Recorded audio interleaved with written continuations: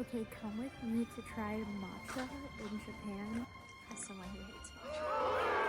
Alright, so I'm visiting Kyoto, Japan right now, and my best friend Alex told me that while I was here, I had to go try this matcha. When I pulled up, so did 100 people. And when I got to the front, I realized that I'm new to this, not true to this, so I just told them to give me whatever iced matcha they recommended. It was really cool to see how much effort goes into making one latte. I did get a scoop of ice cream on top. Here it is in its $7 glory. Okay, let's try the ice cream.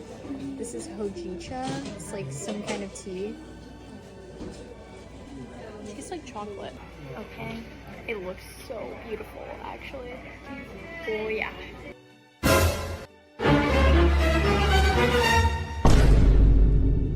This is actually the best matcha I've ever had. Oh my god. Yeah, so I ended up deleting the entire thing, and I think that I like matcha now.